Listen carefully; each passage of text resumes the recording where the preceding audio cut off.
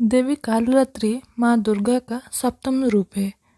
माता अत्यंत दयालु कृपालु है। यह देवी सर्वत्र विजय दिलाने वाली, मन एवं मस्तिष्क के समस्त विकार को दूर करने वाली है।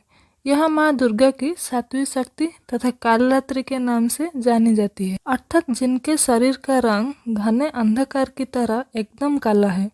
नाम से ही जाहिर है कि इनका रूप भयानक है। सिर के बाल बिखरे हुए हैं और गले में विद्युत की तरह चमकने वाली माला है। अंधकारमय स्थितियों का विनाश करने वाली शक्ति है कालरात्रि। काल से भी रक्षा करने वाली यह शक्ति है।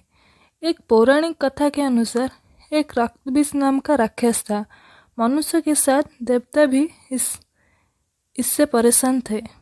रक्तबीज दानव की विशेषता यह थी कि जैसे ही उसके रक्त की बूंद धरती पर गिरती तो उसके जैसा एक और दानव बन जाता था। इस राक्षस से परेशान होकर समस्या का हल जानने सभी देवता भगवान शिव के पास पहुँचे। भगवान शिव को ज्ञान था कि इस दानव का अंत माता पार्वती कर सकती है। भगवान शिव ने माता से अनुरोध किया। इसके बाद माँ पार्वती ने स्वयं शक्ति व तेज से माँ कालरात्रि को उत्पन्न किया। इसके बाद जब माँ दुर्गा ने दैत्य रक्तबीज का अंत किया और उसके शरीर से निकलने वाले रक्त को माँ कालरात्रि ने जमीन पर गिरने से पहले ही अपने मुख में भर लिया। इस रूप में माँ पार्वती कालरात्रि कहलाई। इस देवी के 3 नेत्र हैं।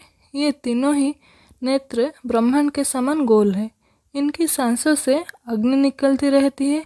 ये गदर्भ की सवारी करती है।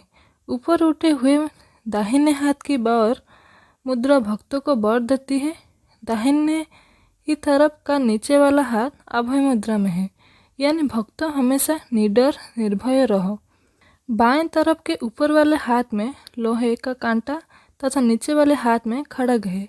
इनका रूप भले ही भयंकर हो, लेकिन ये सदैव शुभ फल देने वाली माँ है, इसलिए ये शुभंकर कहलाई।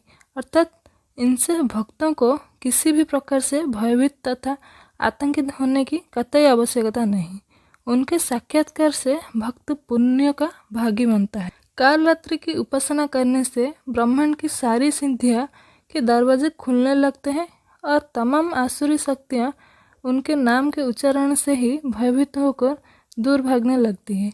इसलिए दानव, दैत्य, राक्षस और भूत प्रेत उनकी स्मरण से ही भाग जाते हैं। यह ग्रह बाधाओं को भी दूर करती है और अग्नि, जल, जंतु, शत्रु और रात्रि भय दूर हो जाता है। इनकी कृपा से भक्त हर तरफ के भय से मुक्त हो जाता है।